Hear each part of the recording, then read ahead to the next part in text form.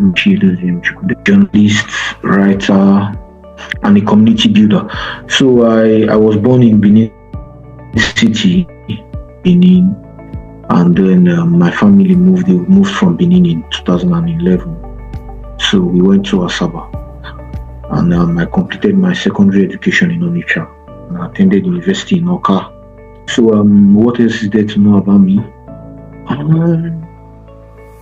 Well, I like to read and I like to travel.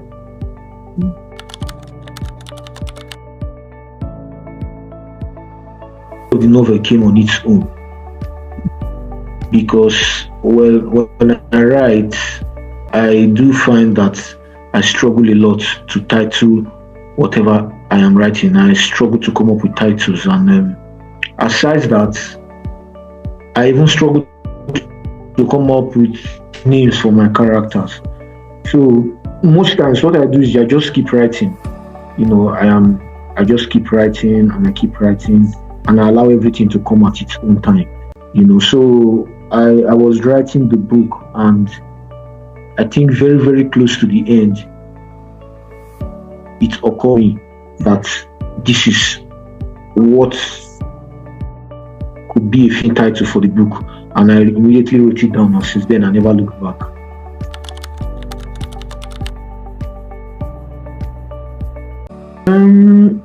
The book is of fiction, or the thing with imagination. A lot of people think imagination or fiction mostly made up stuff, although now we know that it is more than just made up stuff. But it is not always made up stuff, in the sense that also transforming a narrative. It could also be you taking some of what has happened to people around you and then making it your own story and then telling it. So Lost and After some, certain incidents that happened to me while I was growing up. But for the most part, it was fiction. And I remember once I was in a book reading, and when I was asked the same question, and I actually looked, when I look at the book, I find that the beginning of the book has a lot of biographical details, but as the book went on, it assumed a life of its own, and so most of the things that happened later on in the book were mostly fiction. So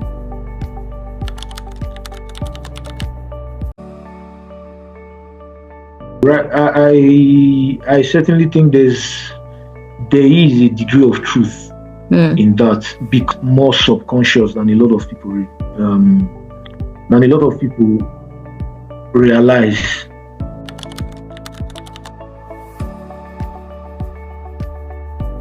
The message, whatever message that I could give to the reader who's navigating similar aspects in their life, is contained in the book. So the conversation begins from the reader reading the book. So but then there's also what was explored. What I think is explored in the book is the fact that there are certain things that happen to us, and we feel certain way about it, and then years later or sometime later we remember them, and then we are like, oh, this happened then and this is how I felt about it, but now that I remember it, I have a different perspective about it, perhaps. So sometimes I think there's a message that one should not take life at face value, always in the present. One should always give room for changing their mind. So I think that is part of what the book tries to teach us in a certain sense. But the main aim of fiction is not for the novelist. It's not necessarily for the novelist to teach, although that is part of it, but it is also to help the reader discover certain aspects of themselves and their lives from the novelist's perspective.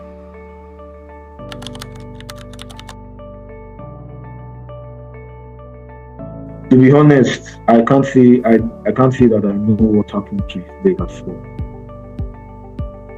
So in life, I think that is just how life functions in such a way to be done. Certain things that happen to us is a mystery, So Nosike's leg begins to swell, and nobody could figure out what it was. His father at first perhaps thought that his son has gone to play football and he has broken his leg somewhere. But later they found out that he didn't play football. He couldn't even remember anything falling on the leg, but the leg was swollen. And the funny thing is, even the doctor the surgeon who later operated on it, could not seem to figure out any particular thing that has been said to cause such an illness, even though it was recognized for what it is. So I think that the point of that is that there are certain things that remain a mystery. It's not that of course there was something behind the swelling of the leg and everything, but nobody could quite figure it out. But they figured out a way to solve the problem. So certain things just remain a puzzle to us, and it's okay for certain things to remain misunderstood or remain ununderstood or remain a mystery. So I think that is the point of what happened to Nosike in that part.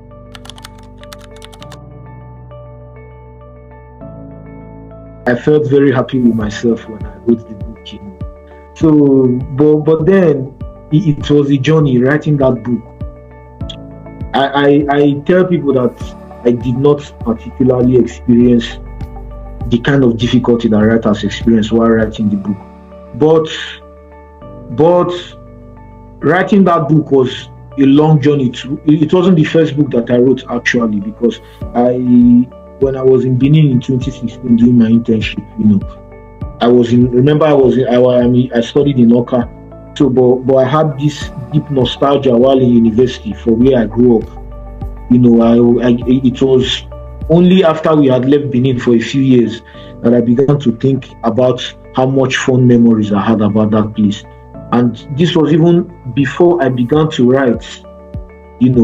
For years there was this strong nostalgia. So while we were in internship, because I studied biology, I studied plant biology. When we were going for internship, my mates were going to Lagos, going to Ibadan and other places to explore. I decided that I wanted to go back to Benin. So around that time in my third year, I began writing little by little. So what happened was that I went to Uniben one day, it was in 2016, and I had this friend then.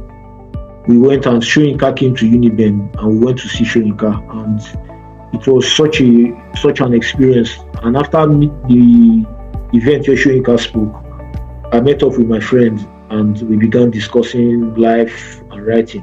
And he showed me a very big 500-page manuscript he had written. And then an excerpt from the book had been published in Brittle Paper. Brittle Paper was the in-thing at the time. If you had not been published in Brittle Paper then, you are probably missing out.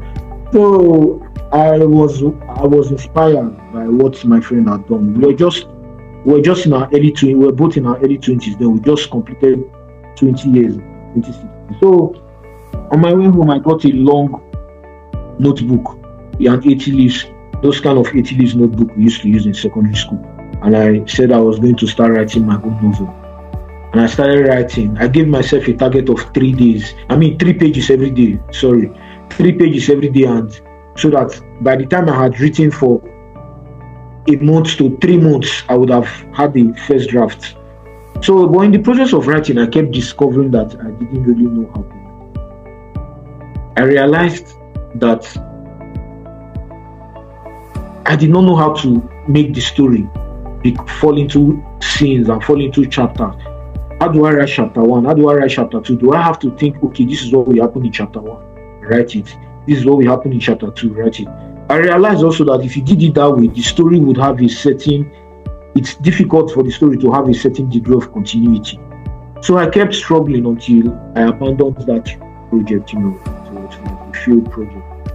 So I realized that I didn't know how to write a novel yet. But what that did for me was that it improved my reading. So when I am reading a novel now, I'm reading it at a higher level than I used to read, because I am now looking for how the author manages to do those things that I struggle with. Do you get? And that went on till 2017 when I had returned back to the university. after my internship. So in my final year, I began writing the story of a young woman, who gets married and she's forced to abandon her education. So it was a story I was inspired to write at the time because I was reading a lot of Buchi Emecheta's book. I had read Buchi Emecheta's Second Class Citizen, and I used to have a certain problem with writing fiction at the time. Because my favorite books, Arrow of God, Purple Hibiscus, these books were books that were heavy on dialogue.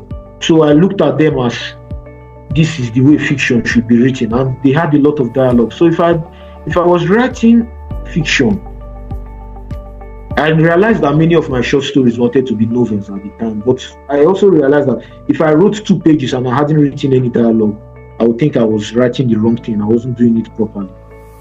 And then I read Buchi Emecheta's Second Class Citizen. It was such a beautiful book for me at the time, and I really enjoyed it. And it was a book that had little or no dialogue, almost no dialogue. So it made me realize that, wow, okay, a book can be written without dialogue. So you don't have to be scared of those rules again. You could break those rules. So now I could break those rules without being scared. So it made me start writing about the story of the woman who gets married, is forced to abandon her education, and becomes a family woman. And it took me 2 years to complete that novel because I think I completed it early 2019.